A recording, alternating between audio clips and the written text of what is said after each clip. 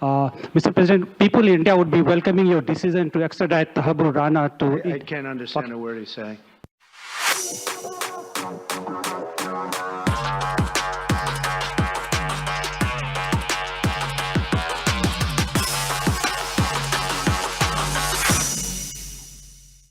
Welcome to Sara Gonzales Unfiltered. Happy Friday. And a happy Friday it is, because we have someone joining us on the show who ghosted me for a while, didn't call, didn't write, didn't answer calls. But he is back. The one and only John Doyle. We need some applause. Where's the applause? Let's get some applause. Thank you. Oh, yeah, we'll do it. Thank you. Yeah, I will accept my... There it is. Thank you, I will Eric. accept my Always Trusted the Plan award, and I will have you know, I screenshotted that text you sent me, by the way, when we were discussing my imminent return and the contract negotiations and all that stuff, where you said, John Doyle always trusted the plan. I screenshotted that, and I'm probably going to frame it, more likely just post it on Instagram at some point, because it is true. I wanted to come back. I wanted to get out of the gate and let everybody know that if you've been watching this program for a while, I have had my name and everything just dragged through the mud by people we won't talk about who are in this room right now because of my borderline fanatical loyalty to Donald Trump. Oh, he can't win. Even if he can win, he can't govern.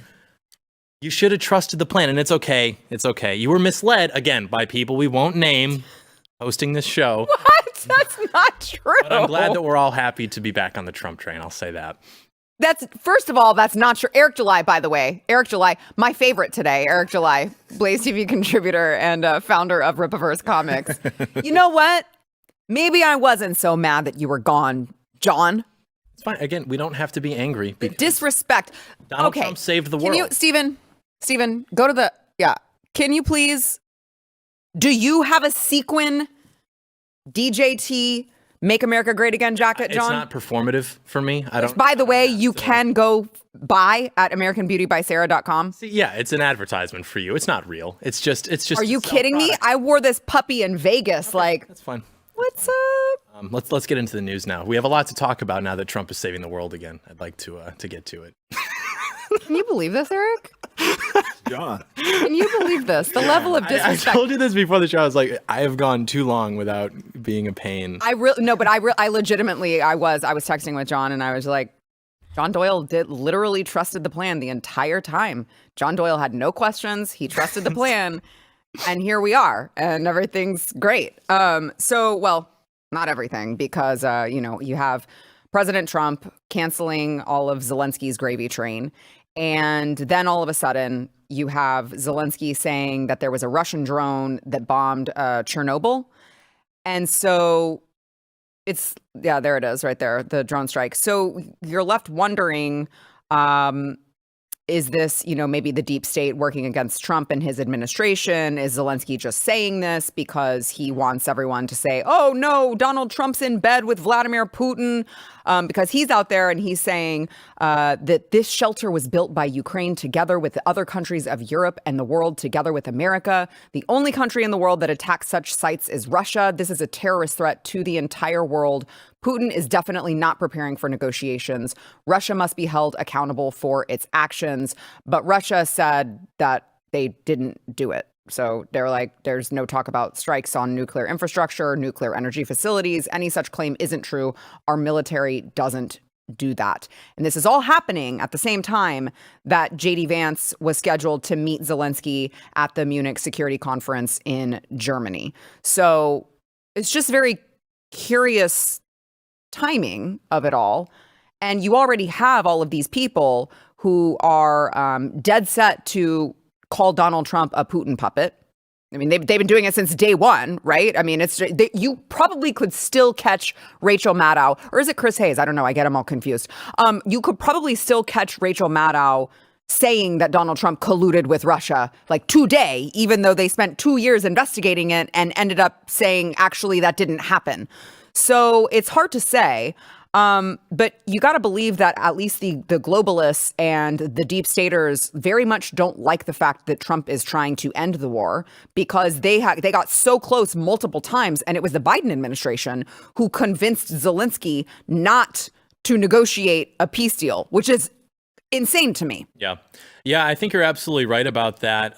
It provides a great opportunity to put pressure on the vice president to where he would have to continue his lines of wanting to put America first and to disengage from conflicts which are of no interest to the United States. If now all of a sudden Putin appears to be escalating it, which, I mean, he's not a stupid person. If things were moving in the direction towards the U.S. cutting off Ukraine's gravy train, he would not escalate it and then have the U.S. be like, oh, wait a minute, maybe it's too early to go and actually do that. So that's silly. And moreover, I think the reason that the leftist media is able to portray Putin as a villain is literally just because he presents himself as like a scary white guy who is a Christian. The Chinese Communist Party, they don't talk about Xi Jinping the way that they talk about Putin, even though, I mean, if you're looking at things geopolitically, who our biggest adversary is, you'd probably want to say culturally, economically, it's definitely more China than it is Russia. And frankly, our entire geopolitical policy since the end of the Cold War has been foolish in regard to Russia, because we've pushed them into the arms of the Chinese, whereas we should have, like we said we would, accepted them into Europe as an ally, because their culture and their history is far more compatible with Europe than it is with the Chinese. But still, because of the decisions that Western leadership has made, we have forced them into the arms of Beijing, which people were writing about and warning about 30 years ago. And I think that we should want to, I mean, not ally with them in the sense that we're best friends, but we shouldn't be picking these fights and making enemies where, we don't necessarily need to. Yeah, Eric. Yeah, when I saw that footage earlier, I'm not really sure what to make of it, because you have, of course, conflicting stories here where the Russians are like, we had absolutely nothing. We never did that. And then you see a video of a place being blasted. So you're like, okay, who's correct on this? Right. And you bring up a great point. You talk about the deep state, or you talk about, let's say, other folks that are maybe involved that would, they got a lot of skin in the game, right? In order to keep this sort of conflict perpetual, just in this perpetual like war state, not even about conceding ground to Russia. I just think the conflict in itself being a thing is a gravy train for a lot of entities, not just Ukraine. It's everybody that's also attached to it. So it's a very, very attractive thing. I don't know what's going to come of this, but it did seem like, at least, I mean, as of yesterday or a couple of days ago, that we were getting near to the point of maybe this conflict can at least end. Right. But there's a lot of people that don't want that to happen. And any sort of concession there, even if it means that Russia gains a little ground, is going to be perceived, at least by the folks that, again, want that perpetual war, as some sort of, hey, Russia won and the U.S. aided them, and they're going to try to turn that on Trump and his administration, when ultimately it boils down to us not being involved in this conflict at all. It doesn't have much at all to necessarily do with us. And, deep state going deep state. Yeah, I mean, it really feels like it's as simple as that when you look at it. And I totally agree with you, John. It's like Vladimir Putin. You could call him all sorts of things if you'd like, but he is smart. Like, he is reasonably intelligent, and it seems really dumb when he has already said and signaled that he wants some sort of a deal. It would be really dumb to escalate it at this point in time. And so you have this buildup, as soon as Donald Trump was inaugurated. But then you had earlier this week, Secretary of Defense Pete Hegseth said this about Ukraine. Watch. We want, like you, a sovereign and prosperous Ukraine. But we must start by recognizing that returning to Ukraine's pre-2014 borders is an unrealistic objective. Chasing this illusionary goal will only prolong the war and cause more suffering. A durable peace for Ukraine must include robust security guarantees to ensure that the war will not begin again. The United States does not believe that NATO membership for Ukraine is a realistic outcome of a negotiated settlement. Instead, any security guarantee must be backed by capable European and non-European troops. If these troops are deployed as peacekeepers to Ukraine at any point, they should be deployed as part of a non-NATO mission, and they should not be covered under Article 5. There also must be robust international oversight of the line of contact. To be clear, as part of any security guarantee, there will not be U.S. troops deployed to Ukraine.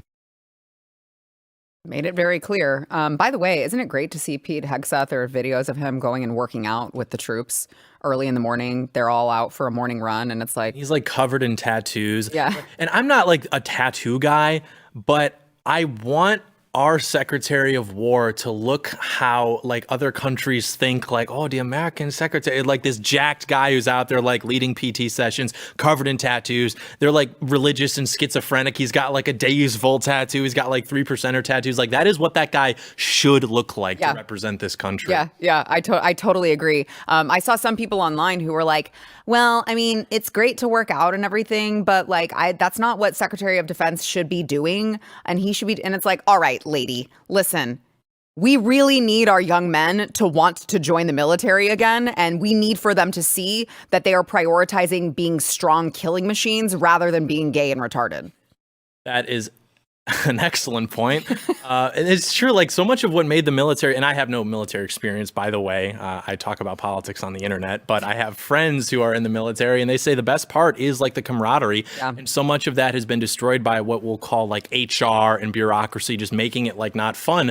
And also these attempts too to culturally like victimize soldiers. Like when people like talk about soldiers nowadays, they're always like, oh my gosh, I'm like so sorry for you. And I like talked to a guy at an event last summer and he basically said like, it's really annoying when people do that. And I'm like, oh yeah, because you don't want to view yourself as a hero and you're, you know, like just want to move on with your life. And he was like, no, like we had fun. Like we were blasting like that one, like let the bodies hit the, like got the speakers of the Humvee, just like leveling sand cities in the mid 2000s. And I'm like, that's kind of cool. You know, like you're not a victim. That's kind of cool. Yeah. But so you look at, you know, Donald Trump turning off the free money for Zelensky, and you look at what he did with, you know, Ukraine they can receive aid, but it's more of a transactional deal because you've got all these rich deposits of rare earth minerals, oil, liquid natural gas. Like you can get money, but this is going to be a transaction where we get something in return. Watch. We're getting security on our money. We're going to have it secured by, they have rare earth and they have oil and gas and they have a lot of other things. And we're asking for security on our money. So does it mean you are not sending any more They've agreed to it. Ukraine has agreed to it. Does it mean you are not sending any more aid to Ukraine? No, we are, but we want it secured. And the money is going to be secured. When will the U.S. stop sending funding? When will the U.S. stop sending? Because if we didn't do that, then Putin would say he won. We're the thing that's holding it back. So, I mean, it's just, you know, it's really that simple, guys. It doesn't have to be for free. We can make this a transactional deal. So now where we're at is the Secretary of Treasury, Scott Bessent, went to meet with Zelensky in Kyiv. And he said he does have a first draft of this minerals deal, this minerals contract. And he said, you know, I really want our team to work on this document. We'll do everything so that our teams can quickly agree and sign this document. And apparently, this is as of the time of this taping. Obviously, this is all transpiring. So I don't know. It could be completely different by the time you're watching this. But apparently, Vance and Zelensky, they're meeting. At that meeting, Ukraine handed a revised draft minerals accord back to the United States. So it appears that we likely have some sort of a deal, which means the globalists are going to be really pissed because they actually received, to your point earlier, both of you, they actually received like $15 trillion from lithium, uranium, titanium, oil, liquid natural gas, which, you know, do things like help make your smartphones smart. They help with advanced military equipment, and BlackRock and Zelensky had agreed to rebuild Ukraine's infrastructure as part of a $100 billion agreement that was back in 2022.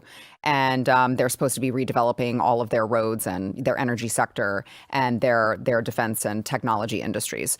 So they might be a little pissed about that. Yeah, I do want to go back to what Hegseth was saying. I think that's a very important point in history because you have someone that's really taken a stance that you have not had, at least in the last really at all. Basically saying that, look, it is totally unrealistic. I think this is a very significant thing that people are sleeping on, that it's very unrealistic that you are going to return to these borders that you maybe had in 2014. And really, that was the whole holdup for a very long time with this whole conflict, because obviously Ukraine thinks that is theirs. Russia is saying that it's theirs, and it's this conflict, whereas the X was like, look, you're going to have to give. And that, again, that's going to be considered by a lot of folks that want that perpetual conflict as a dub for the Russians, right? But he's taking a hardcore stance saying this is our position. We're not going to be sending troops over there as well. And look, man, y'all going to have to give up some ground, right? And I think everybody needs to be prepared for that. I think that was kind of the elephant. Right. As you see all this conflict happening, like everybody's looking at it like, I don't think you guys are going to be Ukraine of old. I think it's going to be impossible for you to get what you want there. And you can't just keep, again, continuing on a war with the idea in mind that you're going to get that land back. It's just not going to happen. And they haven't dealt with that before. No. The entirety of this conflict has been and that's why I said it was important that you have someone like it. You hadn't had that in the last administration at all, right? No. Since this conflict started. Exactly. That says, look, it's just not going to happen. Right. Take the L. It's not going to happen. Yep. That's a very, very big thing, because again, that is what justified the entire war effort for the last several years. Well, they had Joe Biden literally when he was asked, how much longer are you going to give aid to Ukraine? His answer was literally as long as it takes. Yeah. He just was like, we'll write blank checks as long as it takes. They were totally planned to continue this on for as long as they needed to get, and they just wanted to obviously do it on the backs of the American taxpayer. And it does look that it doesn't look like funding is going to be entirely stripped, though I think that's what ideally most people want. It's just going to be a give and a take here, in which you're going to giving them funding, but y'all going to have to come up off some assets as well. Well, right, which I guess of the two is more preferable. That's what I was going to say. It's fine with just me. Giving them money. I mean, to me, that's just a business transaction. Rather than, hey, here's money to fund. And one more thing I think is also very important, that just this whole geopolitical nonsense that's happened. I know you guys probably covered it on the shows the other days, but I think it was a very significant proposal that Trump had with regards to, as we were talking about with China earlier, and Russia, basically saying, how about we just all agree to cut it in half as far as our spending 50%, right? Now, I think America cutting it for 50%, as much as you spend on your military, wouldn't do much of anything to their military, because it cut off all the gay stuff. I think they've been spending money on a lot of retarded shit anyway, so I think it's easy for them to agree, like, yeah, we just got to cut all these other nonsensical programs, get rid of all that, and we're 50%. That's nothing. We closed the DEI offices, and we're already like 50%. There. All right, cool. That works for us. John Doyle always trusted the plan. Yeah, true. Yeah, they'll lose like the aircraft carriers and like submarine technology, and we just lose like all the bureaucracy. That's so embarrassing. All right, let's go ahead and take a quick break. We'll be back with more, but I want to tell you guys, Jason Whitlock, Blaze TV host Jason Whitlock, is doing his Fearless Army Roll Call 3.0. This is their third one, and it's just, if you're a Christian man and you want to be inspired, go get your tickets. It is in Nashville, May 2nd and 3rd this year. You can go to fearlessrollcall.com. That is fearlessrollcall.com.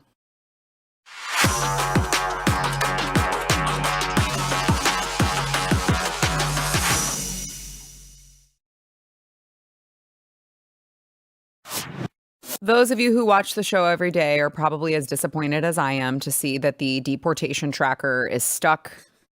Day 24, we are still at 11,310, but we haven't had official numbers from ICE in quite a while, many days. So I'm hoping when we do finally get that update, it's going to just go so far higher, because we really need all of that. And as we get into the topic of illegal immigration, I just would like to remind you guys that you can go to saramerch.com and support your local ICE raids over there. Wear it to the store, wear it to the day labor street corner, wear it wherever you would like. Get that at saramerch.com. And because it is Valentine's Day, I would like to remind you guys, you can also get your MAGA is for Lovers gear and your Maha Moms Club as well. Make America Healthy Again Moms Club gear as well, saramerch.com. So with all of this, the deportations, you have actual members of Congress who are openly trying to shield these illegal aliens from being deported. So these people are violating federal law, and you have members of Congress, Ilhan Omar, AOC, who are doing that. And I think it's a reasonable question to pose. Is this at what level does this become treasonous behavior? I don't think is unreasonable to talk about. So I want to play Ilhan Omar hosting this remote workshop for Somalians and literally advising them how to avoid being deported. Watch. So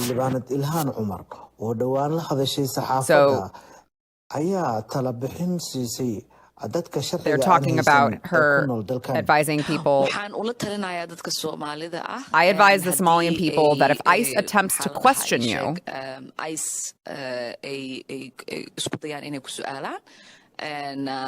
you are not obligated to answer their questions. Just state that you were advised by a lawyer not to answer questions. Disclosure of your name, immigration status, and the mode of entry is not mandatory. Why does it take them so long to get through words? Learn the laws and prepare yourself. Or they wouldn't be there, right? If that was the case. Right. Learn the laws and refrain from disclosing information that you would prefer them not know.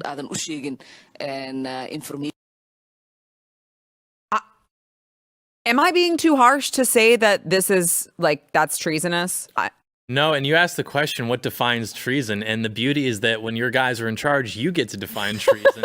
And I would define treason as that. I'm not even joking. What would treason be if not? And that, they would be so much meaner to us, by the way, defining treason, sedition. I mean, the J6 investigation, obviously the largest in the history of the DOJ. But if you are actually advocating for illegal aliens to be able to remain in the country on the teat of the American taxpayer, you're committing treason. Moreover, I don't understand why Americans allow for foreigners to be elected to positions of political power. Ilhan Omar was born in Somalia. Yep. She married her brother. Yep. These are things that Americans don't like. That's not marrying your brother and being born in Somalia. We don't really click with that. And so I don't know why she's able to hold public office. And of course, the way that she decides to use that power is the way that all of these different immigrant groups have used power throughout the past 70 years, which is they use their political power to establish these ethnic beachheads to facilitate more of people from their country coming over. They accumulate wealth, political power, and they use all of that to take advantage of well-meaning normal Americans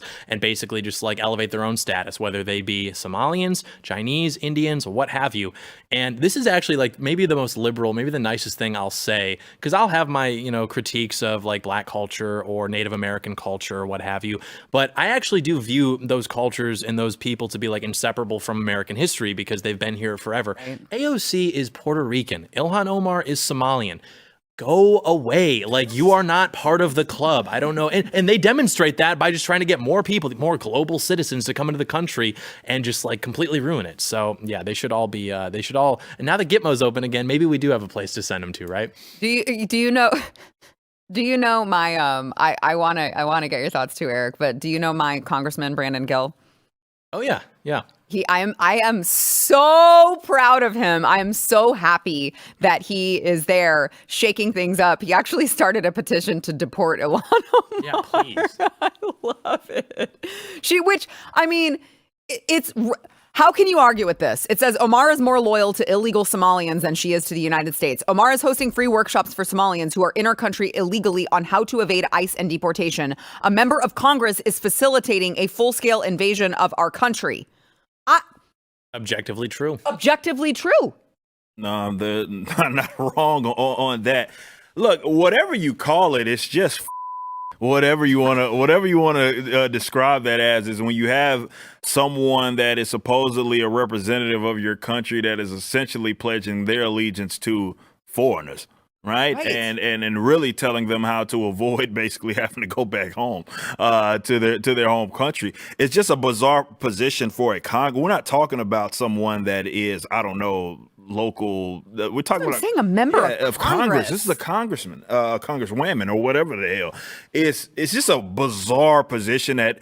Look, the left has gained so much ground on this subject matter of immigration that they're able to really take public positions like this. And there's basically no backlash whatsoever to taking those positions. Where, as we talk about a round table, you see how bizarre it is. Like, wow, this is a person that was elected to supposedly serve the American people, and here they are trying to protect non-American people, or using their position of power to protect non-American people. And again, it was explicitly stated in the video that we watched where they're talking about their immigration status, right? So they're not Americans, right? That we're talking about here, right. Well, a video of her somewhere, like speaking to some Somalian group, where she said, like, my role is to use my position in the U.S. Congress to advocate for the interests of like Somalian people, meaning coming to America, getting public benefits, etc. It's like ridiculous. Yeah, I mean that just should not happen. And the fact that you alluded to it earlier, John, that she is only a congressperson in that district because that district is like 90% Somali. It's like nothing. Minnesota like, in general right now is and like it's getting crazy, really out bad, there, man. Like it is basically Little Somalia. Ethiopia and Somalia. It really is. It's crazy, man. I mean, he could this is so embarrassing. What? Matthew? And he was in Black Hawk Down, right? Oh, yeah, Marsden. Yeah. He could tell you all about Somalia. That's where that movie takes place, right? Okay, well, next time he's on the show, I'll have him I'll ask him about it. A Somalia expert, Matthew Marsden. Yeah. We'll make sure that we reflect his title on the show next time to Somalia expert. So I mentioned AOC. You had AOC doing the same type of thing. She had an entire webinar advising illegals on how to avoid deportation. You can ask if you're free to go. You have the right to remain silent. Don't give false documents. If they ask to voluntarily search you, you do not have to give them permission. You have a right to refuse to give your fingerprints. And so, I mean, this is just downright shameful. Again, I would argue treasonous. No other country does that. None. You don't get to like, okay, you have access to all of these, what the geographical area has already agreed to, or quote unquote rights, though I don't think that's the proper term that they use there. Yeah. You don't get to like go into another country. Like no other country would allow you to do that. Oh, well, you get access to all these things that everybody here has access to, even though you're not supposed to be here. Right. No other country on the planet operates like that. No. But we're expected to, and it's not that just that you're expected to do it, it's that you have actual Congress folk advocating it, right? Out in the open, and nothing happens to them. That is bizarre. I don't care what political position that you have. I know, it's shocking. So I want to play Tom Homan, Border Czar Tom Homan. I can't talk today. I'm already checked out for the weekend, apparently. He was asked about this webinar that AOC put on over on Fox. Here's what he had to say. But Tom, you got AOC out there, Alexandria Ocasio-Cortez, Congresswoman, putting out a webinar, doing a webinar to help illegals avoid, I guess, apprehension, giving tips about how to continue to remain in the country and ultimately game the system. And I sent an email today to the Deputy Attorney General. At what level is that impediment? Is that impediment? I'm not an attorney. I'm not a prosecutor. Is that impediment? Is that impeding our law enforcement efforts? If so, what are we going to do about it? Is she crossing the line? So I'm working with the Department of Justice and finding out where is that line that they cross. So maybe AOC is going to be in trouble now, but I need the AOG to opine on that. But because there's impediment, it's impediment in my opinion. I love that guy so much. Yeah, I think that we should you should chase the dragon of winning and victory, and we never have to come down from it. Like, if you thought that executive orders are fun, I mean, imagine how much fun it is to see like your political opposition go to jail. I mean, the left was doing that for 4 years of the J6 stuff. Imagine how much fun it would be to see AOC in handcuffs. Okay, but well, remember when she pretended like she was in handcuffs? She had her hands behind her back, but she wasn't actually in handcuffs. Yeah. Okay, but I would like to just point out, because you're not wrong, but that's because they are the ones committing the crimes. Yeah, of course. Like, there were many innocent people that they have imprisoned, but they are actually committing crimes. So it's not even about just political retribution for retribution's sake. It's just that, okay, well, now we can actually arrest the criminals. Of course. And they happen to be our political opposition. Exactly. It's different when we do it because they are the ones doing the bad thing, and we never do the bad thing. That's what I meant. Well, and we haven't had people with the balls to actually follow through on all of these things that they're doing now. If some people follow through what these documents actually advise us to do, or not even advise you, it's like legal, especially in how we handle people that advocate communism, this country will look a lot different. They wouldn't be in this country. Right. They would be, and if they were, they'd be in prison. Yeah. And that would be a return to how our country has always viewed immigrant. I mean, we've always been skeptical of immigration from like the third world since our founding, and even the Greeks, which our society is arguably like based upon their society. The founding fathers were all like heavily, students of Greek history. Like you could come live in Greece, and you could be, you could work there, do business there, but they wouldn't necessarily grant you like the role of citizen. They wouldn't grant you political power just because you like lived there. But in our country, in the last 60 years or so, when we've had our like total like national attitude subverted, now we think that these people should be able to come here, live here, be citizens eventually, and if anything is done to, I don't know, enforce our laws, now we have sitting members of Congress who are taking time away from working for the American people and working to help these people continue to break our laws. Yeah, but you see the quick turnaround with all of these governors of these blue states where they're like, we're not going to work with Trump on any of this. We are sanctuaries for these people. And you see because Trump and his team have taken such a strong stance and they're not backing down and they are prepared to go okay, you want to do this the easy way or the hard way? Okay, that's fine. We'll do it the hard way. I say this in my household all the time to my kids. We can do this the easy way or the hard way. And the Trump team has said that we're not going to, if you say no, we're not going to stop at the easy way. We'll just go the hard way. It's going to be a lot more painful for you. I think just so get in line. Really quick, I really do think it's between the whole DOGE situation and them basically stopping money going out, I think that stuff needs to start applying to states.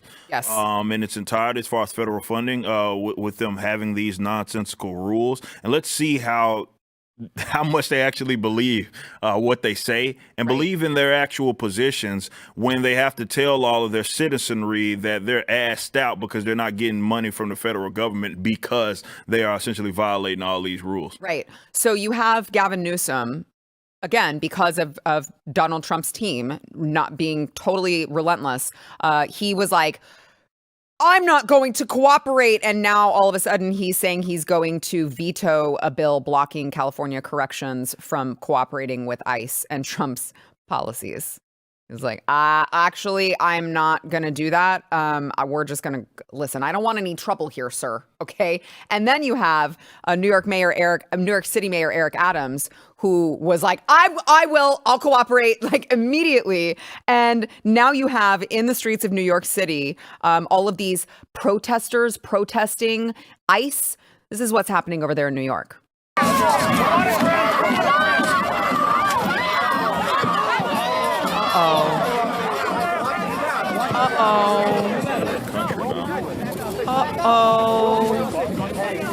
I love that it's a white person. Can you get my bicycle, please? Oh, I hope we're checking immigration status of all of these people who think that they can just go into the street, right in the street, and brag that they're here illegally, wave it in your face, and think that there are no consequences. I don't understand like the whole what the fuck are you protesting? I know. Like, what are you protesting, and how bored are these people, or they don't have anything to do, and are they themselves like eating off of the American taxpayer to where they find this a cause like worthwhile, which is basically protecting people that ain't even supposed to be here, right? Over what, working, taking care of your family? Like, what the these guys? I'm sorry, man. I don't get it, man. I don't either. Maybe I'm just out of touch. No, I think we are the ones who are in touch. That's why you don't get it. You should consider that like very good for you. Okay. All right. We got to take a quick break. We'll be back with more.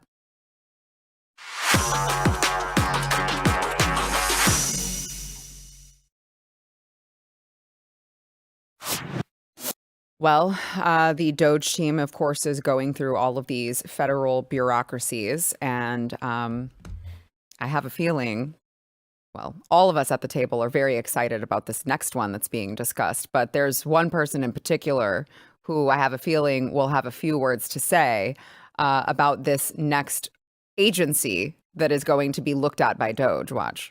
DOGE workers arrived today, Gavin Klager and others arrived today at the IRS. Do you expect to close the IRS, or what are you expecting? No, I don't expect it, but I think that the Internal Revenue Service will be looked at like everybody else. Just about everybody's going to be looked at. So it's they're doing a hell of a job.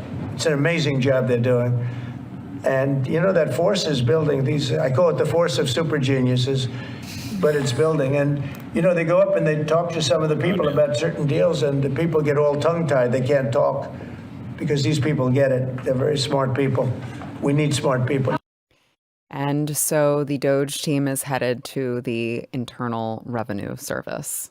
So instead of, what was it, 87,000 new IRS employees, agents, whatever, what they were allowed to carry firearms or something. Armed, yes. Yeah. The IRS does that now. But what a change to go from 87,000 new IRS agents to look into you, a small business owner, just trying to feed your family, to, oh, actually, Elon Musk is going to clean house.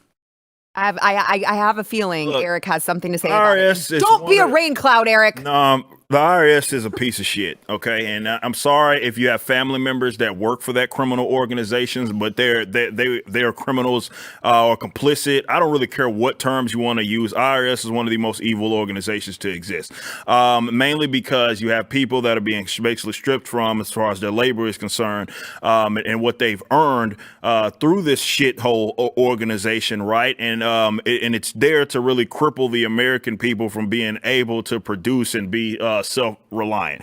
Income tax in general, right? First of all, 1913 sucked between income tax and the Federal Reserve. Holy shit. Like, but no, I'm glad that they're looking at it nonetheless.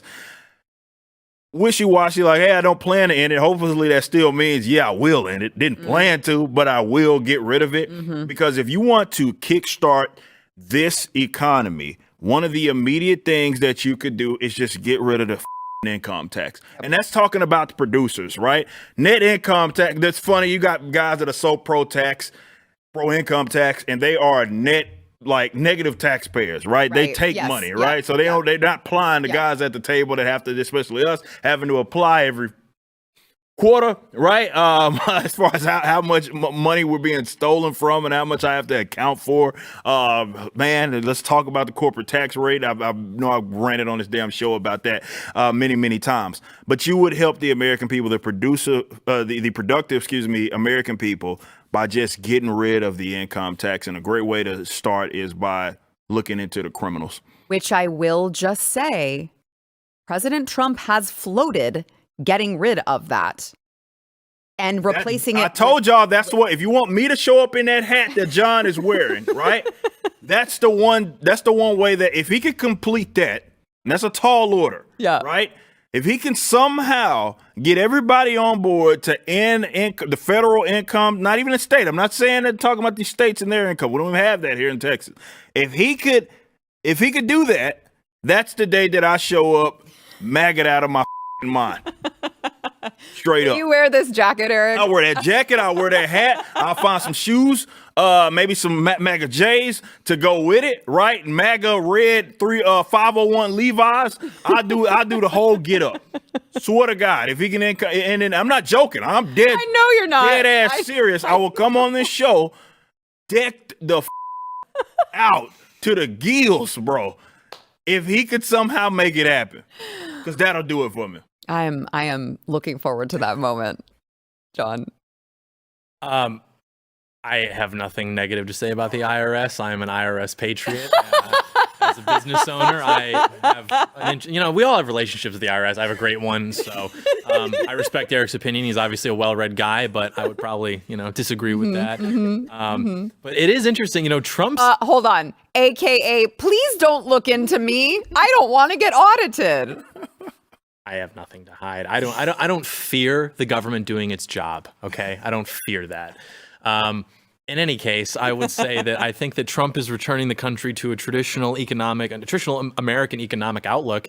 If you look at like when America made its economic climb between the early 19th and early 20th centuries, something like 90% of our goods were tariffed that we were importing. And the average tariff was something like 90% of all government expenses were paid for by tariffs. And the average tariff was something like 37% or something.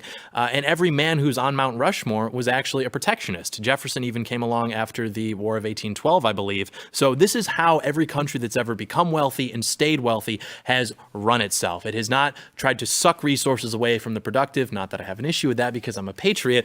it has had things, structured this way. Japan has rebuilt its economy like this. South Korea, every country does this. China does this. We are the only country which is having things sucked out of our people and out of our country, and we're allowing everybody else to become wealthy, and our economy doesn't even exist anymore. Like, we make what do we make in America? Weird debt.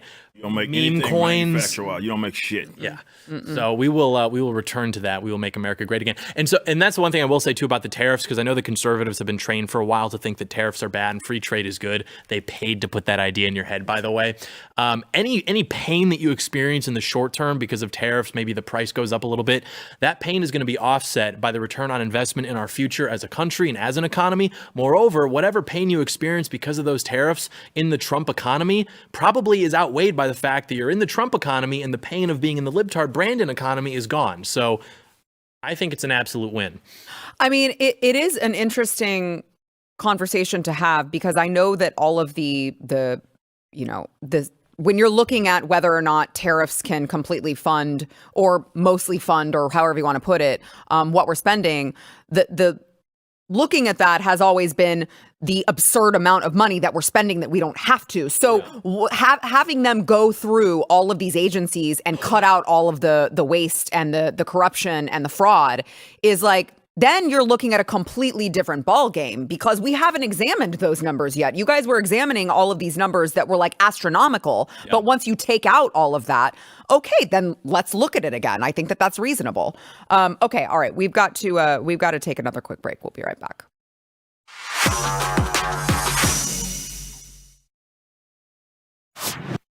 So as with the left, as usual, they don't get their facts right when it comes to Donald Trump. And you probably read all of these headlines like, oh my God, the Trump administration might spend $400 million on armored Teslas. This is so corrupt. Donald Trump is so corrupt. In fact, I think that Rachel Maddow was yammering on about that last night. Watch. Well, now, as the top campaign donor to U.S. President Donald Trump, Elon Musk has apparently somehow convinced the United States government, specifically the United States Department of State, that the taxpayers of the United States of America should spend $400 million buying, quote, armored Tesla production units. Oh, no. Uh-oh. The line item here appears to be for a $400 million purchase of production units of armored Teslas. Incredible journalist Rachel Maddow. Supposedly armored production vehicles Tesla makes are these hilarious trucks.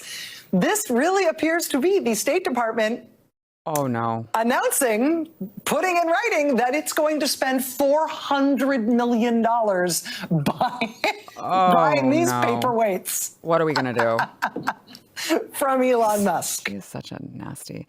I actually apologize. I didn't realize that the clip was actually Mark Cuban. Sorry, my bad. So very quickly, of course, Elon Musk pointed out that she was lying, because what she didn't say was that that deal with the government was established under the Biden administration. They had tasked the State Department to gather information from potential suppliers to buy the vehicles in September, and an official request for bids was to be released in May, and Donald Trump actually canceled the contract.